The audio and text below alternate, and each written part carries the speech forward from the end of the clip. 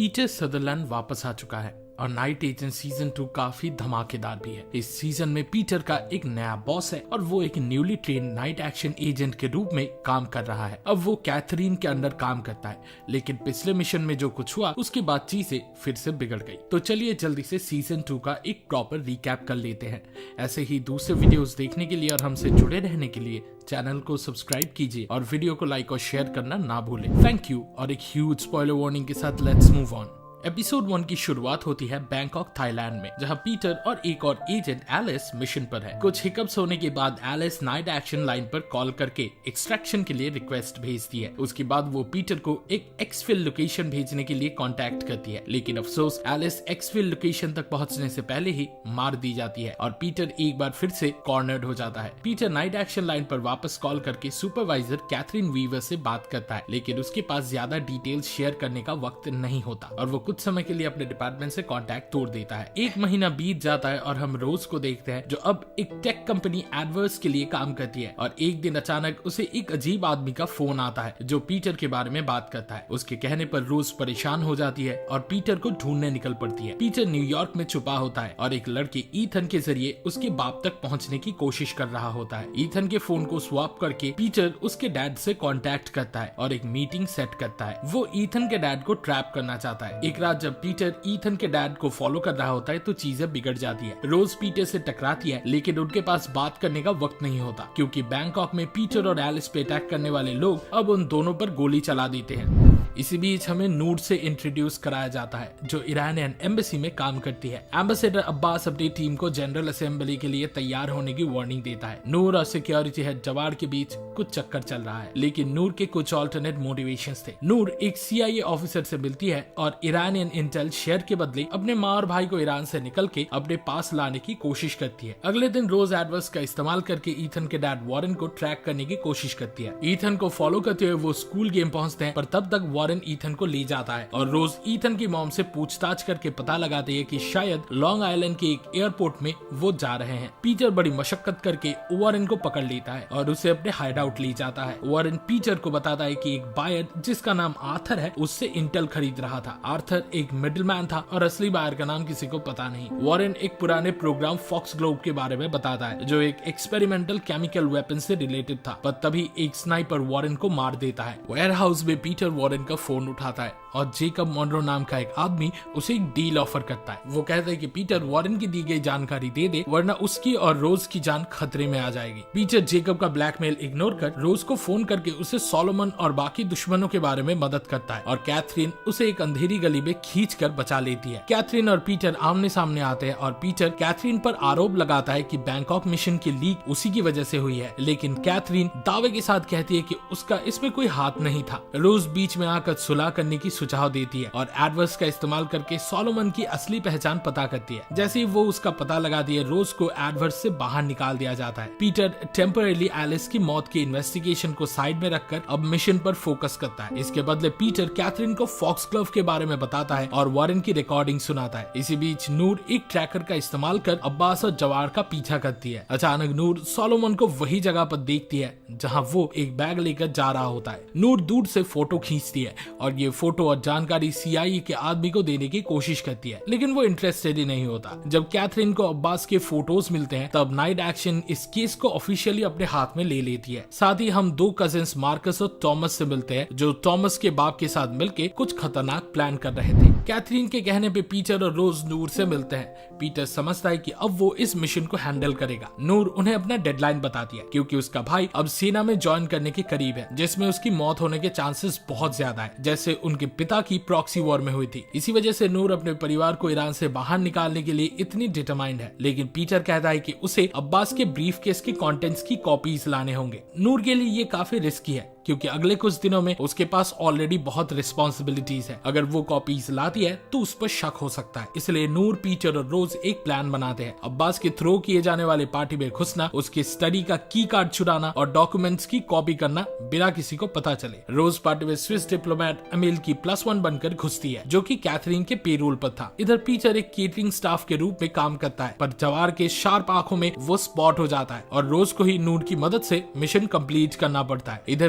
Peter भी जवार के गार्ड्स को मारकर वहां से निकल भागता है। एलिस के मरने की गिल्ट कैथरीन को सताती रहती है क्योंकि उसे वो सम्मान नहीं मिला जितना वो डिजर्व करती थी, तो वो पीटर के साथ ही उसके अस्थियों को समुद्र में बहा देती है। कैथरीन उसके और रोज के साथ वेट करती है जब तक नूर फोटोज लेकर नहीं आती। कैथरीन उनसे CIA हेड गेडनी का फॉक्स ग्लोब वाला पतला सा फाइल शेयर करती है जो कि एक CIA मिलिट्री प्रोजेक्ट था जो केमिकल वेपन्स के काउंटर मेजर्स बनाने के लिए डेवलप किए गए थे, लेकिन पहले इन केमिकल्स का डेवलपमेंट जरूरी था। 9 केमिकल्स एक मोबाइल लैब में डेवलप हुए थे जो अब मिसिंग है थैंक्स टू टॉमा एंड मार्कस। तभी नूर वहां आती है और उनसे तब तक उसकी फोन में खींची गई फोटो शेयर करने से मना कर देती है जब तक उसके माँ और भाई को एक्सट्रैक्ट ना किया जाए।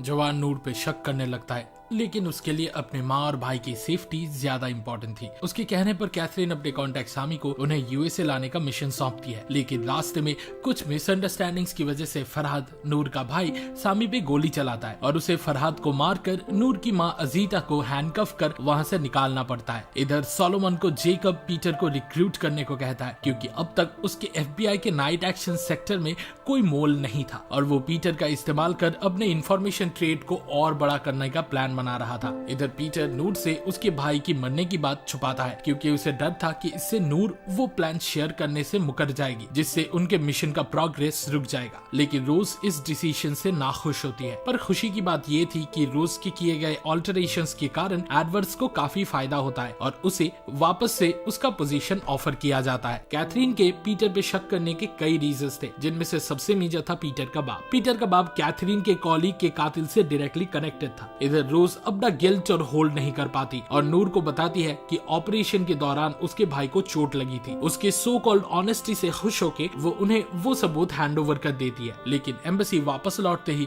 नूर को एक बड़ा झटका लगता है जब अब्बास उसे फरहाद की लाश आइडेंटिफाई करने के लिए बोलता है जो एक मॉर्चरी स्लैब पर पड़ी होती है छाती में गोली के निशान के साथ। नूर पहले तो ये मानने से इनकार कर देती है, लेकिन जब वो वापस पीटर और टीम से मिलने लौटती है तो उसे सच का अंदाजा हो जाता है। नूर के फोन से फोटोज में जो डॉक्यूमेंट्स दिखते हैं वो फ्रेंच DGSE के हैं। ये डॉक्यूमेंट्स उन इरानियन डिसीडेंट्स की लिस्ट है जो यूरोप में रहते हैं। इसका फॉक्स ग्लोब से कोई लेना देना नहीं है, लेकिन ये बिल्कुल डेड एंड भी नहीं था क्योंकि डॉक्यूमेंट्स कलर में प्रिंट किए गए हैं जो डायरेक्टली उस प्रिंटर तक ट्रेस हो सकते हैं जिसमें ये प्रिंट हुए थे। कैथरीन इस लीड को फॉलो करती है और मिस जैकलीन लॉरेन तक पहुंचती है जो एक फ्रेंच डिप्लोमेट और DGSE की डबल एजेंट है। जैकलीन सोलोमन वेगा को स्टेट सीक्रेट्स बेचती थी। कैथरीन जैकलीन का इस्तेमाल करके सोलोमन के साथ एक मीटिंग सेट करती है, लेकिन सोलोमन को शक हो गया था और वो जैकलीन को मार देता है। लेकिन पीटर और कैथरीन एक साथ सोलोमन पर हावी हो जाते हैं और उनके हाथों पकड़ा जाता है। इधर थॉमस अपने फादर विक्टर बाला से ICC डिटेंशन सेंटर द हाग में मिलता है। इस मीटिंग में विक्टर थॉमस को डांटता है और थॉमस को पता चलता है कि मार्कस थॉमस के फादर के डायरेक्ट ऑर्डर्स पर काम कर रहा है जो थॉमस को इस काम के लिए काफी वीक समझता है। ये चीज थॉमस को अंदर तक चुभ जाती है। अपने बाप के हार्श वर्ड से हर्ट होके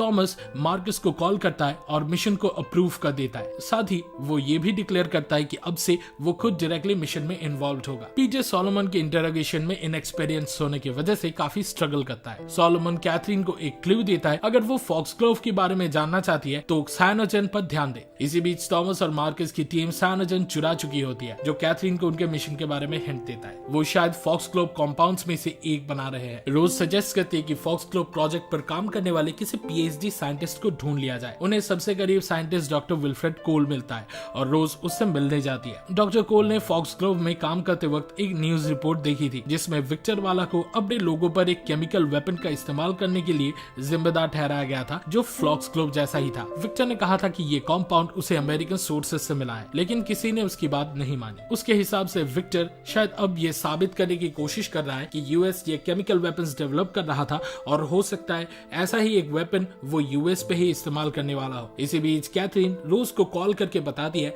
कि एक और केमिकल कंपाउंड ऑक्सामिल चुरा लिया गया है। ऑक्सामिल और साइनोजेन का इस्तेमाल सिर्फ एक फॉक्स ग्लोव एजेंट KX के लिए किया जाता है, एक 5th जनरेशन ब्लिस्टरिंग एजेंट जो ल्यूसाइड से 10 गुना ज्यादा डेंजरस है और जिसका एंटीडोट कभी बन नहीं पाया। डॉक्टर कोल सजेस्ट करता है कि अगला टारगेट हाइड्रोजन BH होगा जो ट्रेंटो फार्मास्यूटिकल्स के अंडर पेटेंटेड है और मानोजो नाम की कंपनी के 2 साइट्स पर बनाया जाता है, एक लॉन्ग आइलैंड और एक फिलाडेल्फिया में।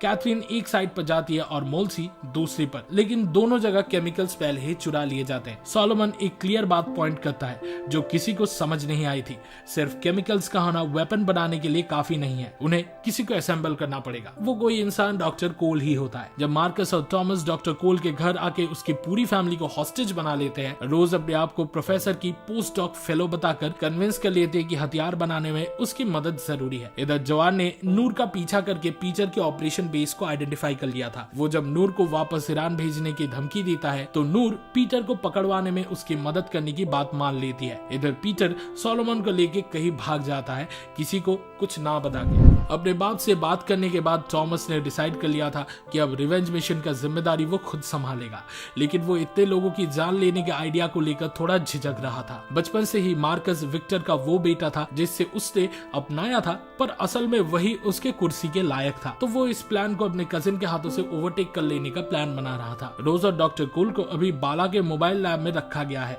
जहाँ कोल की वाइफ ग्लोरिया और बेटी जैसी भी है। अभी उनके पास सिर्फ एक ही ऑप्शन है, हथियार बनाने के काम को स्लो करना। एक पॉइंट पर थॉमस रोज से बात करता है और समझ जाता है कि वो असली साइंटिस्ट नहीं है। जब कोल थॉमस को केक्स के काम करने का असली प्रोसेस समझाता है और बोलता है कि इसे कंटेन करना इम्पॉसिबल है, तो थॉमस को समझ आता है कि ये कितना खतरनाक हथियार है। वो कोल को बोलता है कि काम तब तक कंप्लीट ना करे जब तक वो एक सोल्यूशन नहीं सोच लेता, लेकिन मार्कस को समझ आ जाता है कि क्या हो रहा है। जब उसे काम स्लो लगता है तो वो ग्लोरिया और जेसे को मारने की धमकी देता है। थॉमस इंटरवीन करने की कोशिश करता है, पर मार्कस उसे फ्रिज में बंद कर देता है। उसके बाद वो टेस्ट बैच फ्रिज में फेंकता है और थॉमस अंदर में ही चल के मर जाता है। इधर सोलोमन पीटर को अपने बॉस से मिलवाने ले जाता है। जेकब पीटर की मदद करने के लिए तैयार है, बस एक काम के बदले उसे यूएन बिल्डिंग के अंदर जाकर सेक्रेटरी जनरल के पर्सनल कंप्यूटर से एक केस फाइल ले आना पड़ेगा और इसके बदले वो उसे रोज का ठिकाना बताएगा। अब इसके लिए उसे नूर की मदद चाहिए जो यूएन बिल्डिंग में एक्सेस दिला सकती है। नूर मान जाती है, पर वो पीटर से डायरेक्टली मिलना चाहती है, जो असल में जवार का ही ट्रैप होता है। जब नूर यूजुअल जगह पर पीटर से मिलती है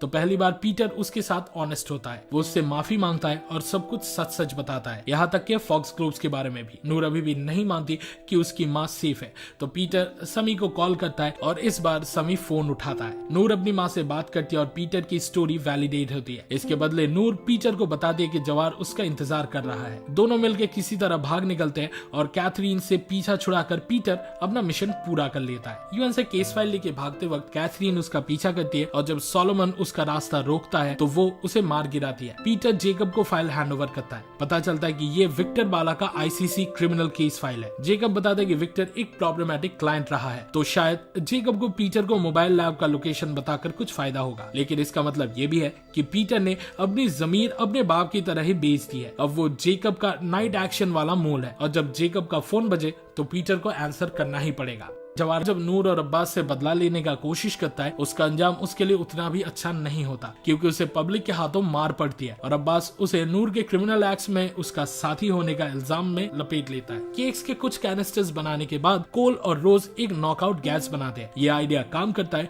और ज्यादातर गुंडे बेहोश हो जाते हैं। सिर्फ कुछ गुंडे ही गैस मास्क तक टाइम पर पहुंच पाते हैं। तभी पीटर वहां आ जाता है और उनकी मदद करता है। जब सब बाहर निकलते हैं, कैथरीन और पुलिस वहां ऑलरेडी उनका इंतजार कर रहे होते हैं। रोज कैथरीन को इन्फॉर्म करती है कि मार्कस ने थॉमस बाला को मार दिया है और पीटर बताता है कि विक्टर बाला यूएन से शिकायत कर रहा है कि अमेरिका ने ही उसे कंप्लीटेड केक्स बेचा था। मार्कस और उसकी टीम विक्टर की परमिशन के साथ केक्स के कैनिस्टर्स लेकर यूएन पहुंचते अपना रिवेंज लेने। कैथरीन अभी भी पीटर और जेकब के बीच हुई डील से खुश नहीं है, लेकिन सिचुएशन सॉल्व होने तक वो पीटर के लिए वाउच करने को तैयार है, क्योंकि पीटर प्रॉमिस करता है कि वो बाद में सब कुछ एक्सप्लेन कर देगा। लॉ एनफोर्समेंट मार्कस की टीम के सब मेंबर्स को पकड़ लेती है सिवाय मार्कस के, और केक्स के 15 में से 14 कैनिस्टर्स रिट्रीव कर ली जाती है। पीटर को पता चलता है कि अटैक का प्लान यूएन के सबसे बिजी वक्त में होना था, जब डिसाइड हो रहा होगा कि विक्टर बाला को सजा देने के बाद उसके कंट्री का क्या होगा। एडवर्स का वापस से इस्तेमाल करके रोज स्लोन को ट्रैक कर लेती है, जिसका मेंशन थॉमस ने पहले ही किया था। मार्कस स्लोन के पेंट हाउस सूट में छुपा हुआ होता है और रोज, पीटर और कैथरीन होटल पहुंचते हैं जहां उन्हें जल्दी पता चलता है कि लास्ट के एक कैनिस्टर को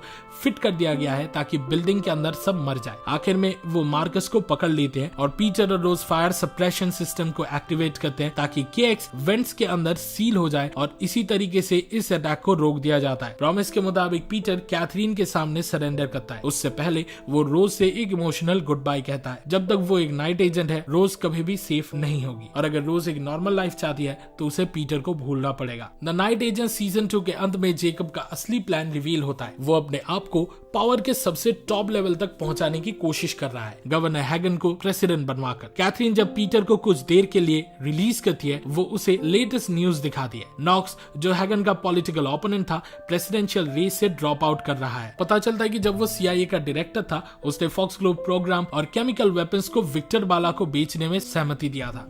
जेकब ने यही डिटेल सामने ला दिया था। इधर नूर और अजीता को अमेरिका में असाइलम मिल जाता है। रोज बाद में उनसे मिलती है, लेकिन उनकी जिंदगी में चीजें ज्यादा अच्छी नहीं चल रही क्योंकि अजीता पूरे दिन फरहाद की फोटोज देखते हुए आंसू बहाती है, पर रोज उसे श्योर करती है कि चीजें धीरे धीरे सही हो जाएंगी। पीटर को कैथरीन एक ऑफर देती है, अगर वो अंडर कवर जाने को तैयार हो और जेकब और हेगन के बीच के असली रिलेशनशिप को सबके सामने रिवील कर दे तो उसका रिकॉर्ड क्लीन कर दिया जाएगा। ऑफ कोर्स पीटर इस मिशन के लिए तैयार होता है और शायद हमें सीजन 3 में यही एस्पेक्ट देखने को मिलेगा। इस वीडियो को देखने के लिए शुक्रिया। द नाइट एजेंट सीजन 2 देखने का आपके एक्सपीरियंस के बारे में कमेंट सेक्शन में जरूर शेयर करें। सिनेमा सीरीज के वीकली डोज के लिए लाइक बटन दबाएं और हमारे चैनल को सब्सक्राइब करें। अगले वीडियो में मिलता है और फिलहाल के लिए signing off, goodbye and I will be back.